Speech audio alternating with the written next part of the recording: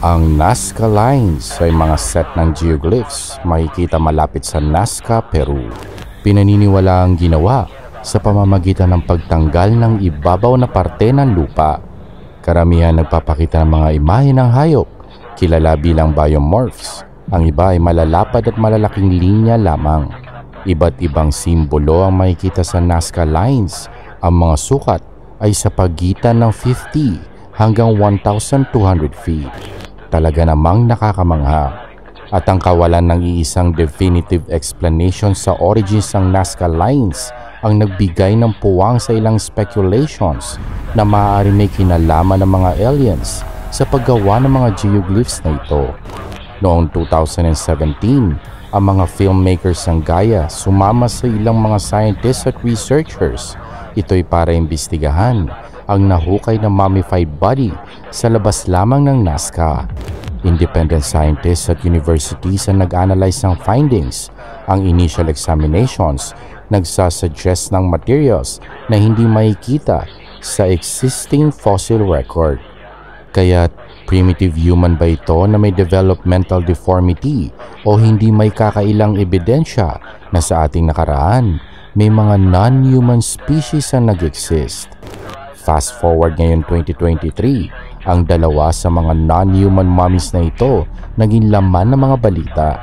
Iniharap kasi ito sa isang kakaibang hearing na naganap sa Kongreso ng Mexico.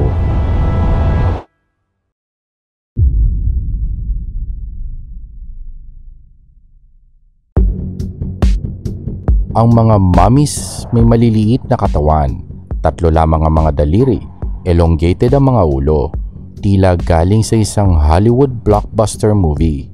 Pero kung ang UFO researcher na si Jaime Maussan ang tatanungin, ang mga katawan na iniharap niya sa mga Mexico lawmakers ay totoong mga extraterrestrials. Ang kilalang journalist at self-proclaimed UFO expert na si Maussan humarap sa mga Mexican lawmakers kung saan iniharap niya ang mga labi ng sinasabi niyang 2 ancient non-human alien corpses. Ayon sa kanya, ang mga labi ay nadiskubre noong 2017 sa Cusco, Peru. Nasa 1,800 years old na raw ang mga ito ayon sa radiocarbon dating. Ang Mexico congressional hearing ay tungkol sa mga UFO na tinatawag naman ng US government na UAP o Unidentified Anomalous or Aerial Phenomena. Ang mga mummified extraterrestrials nakalagay sa mga glass display cases para maobserbahan ng mga lawmakers. Ang hearing ay para pagdebatihan ng mga impormasyon tungkol sa mga UAPs na makakatulong sa pagbuo ng isang Aerial Space Protection Law. Kung maaaprubahan, ang Mexico magiging kauna-unahang bansa na formal na nag-acknowledge ng existence ng alien life dito sa Earth.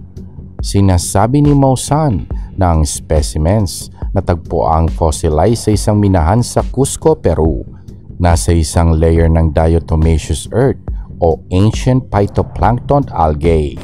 Gumawa ng ilang tests ang National Autonomous University of Mexico sa specimen at ayon kay Maussan, lagpas 30% ng DNA ng specimen ay unknown na siyang indikasyon na hindi ito parte ng ating terrestrial evolution.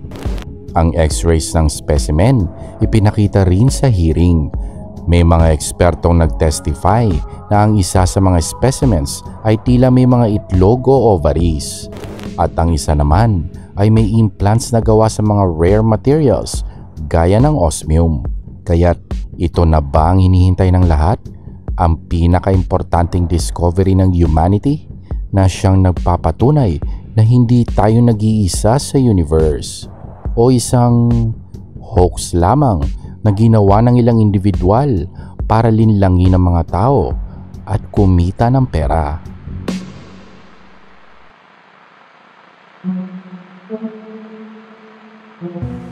Kung totoo ay talaga namang nakakamangha ang specimen na ito, ang media, dali-dali itong ibinalita at agad-agad namang kumalat ang istorya sa buong mundo.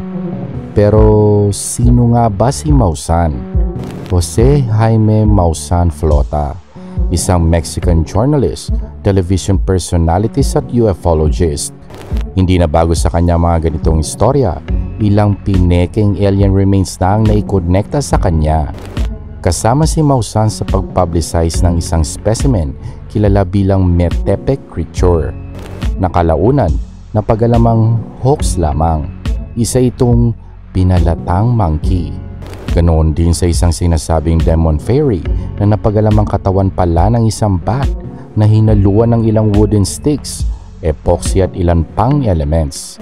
Ang three-fingered alien na iniharap sa Mexican Congress noong 2017, lumabas na yan sa documentary ng Gaia kung saan makikita rin si Maussan.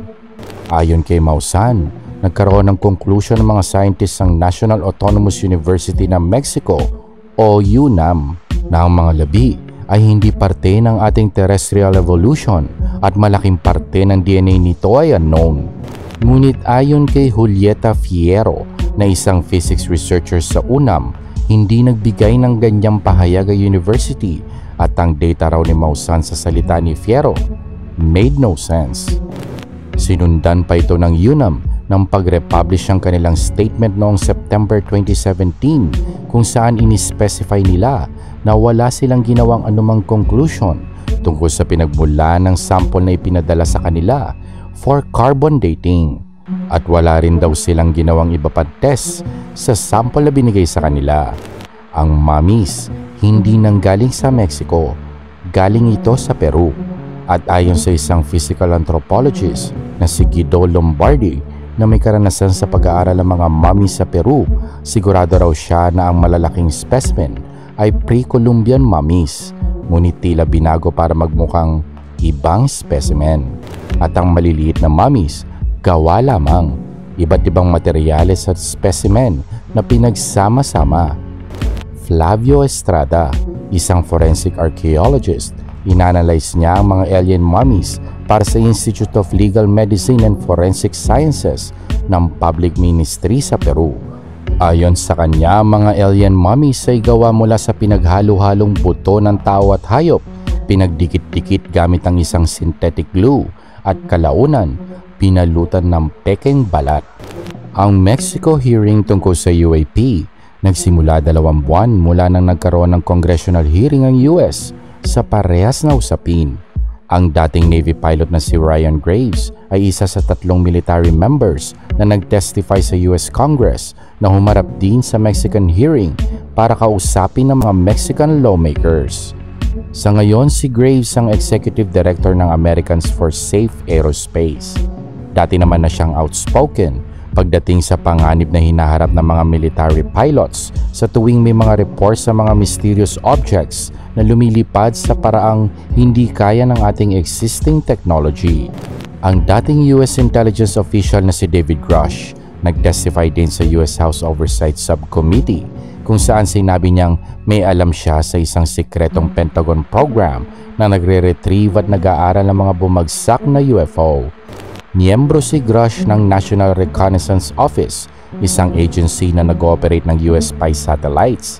Inakusahan niya ang gobyerno na itinatago ang sikretong programang ito mula sa Congress at mali raw ang paggamit ng pondo para mapatakbo ang programa. Ang mga legal constraints sa pag-discuss ng mga classified information ang pumipigil kay Grush na magpresenta ng hard evidence tungkol sa programang ito. At ang Pentagon, as usual, dinideny ang existence ng programa. Pero ang Kongreso determinado sa paghahanap ng mas marami pang impormasyon sa kung ano ang nalalaman ng military at federal government tungkol sa UFOs o UAPs.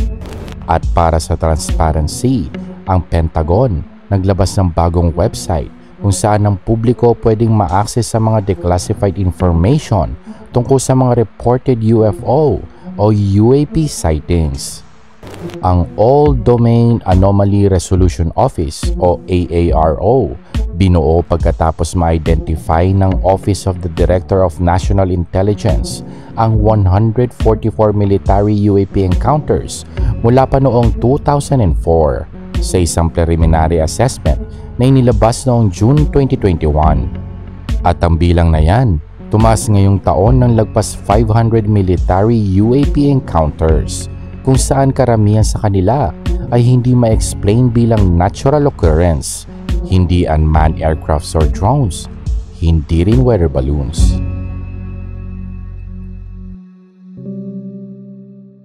Magmula nang inamin ng US government na ang nag-leak na TikTok video ay talagang kuha nga ng military, medyo na ibang tono sa usapin ng UFO.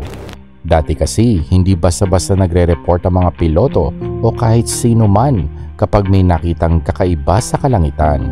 Kadalasan kasi kinukutya lamang sila. Pero sa pag-aming ito at paglabas ng mga whistleblowers, ang stigma sa usapin ng UFO ay unti-unting nawawala. At maganda yan para sa ating lahat. Ang mga UFO at UAPs dapat ay naire-report. Dahil kung may isang bagay ang nasa kalangitan na hindi natin maintindihan, kailangan natin ng mas marami pang data na pwede nating suriin. Ngunit sa pagdinig na naganap sa Mexico sa paglabas ng mga sinasabing alien mummies, tila umatras muli ang usaping UFO at UAPs.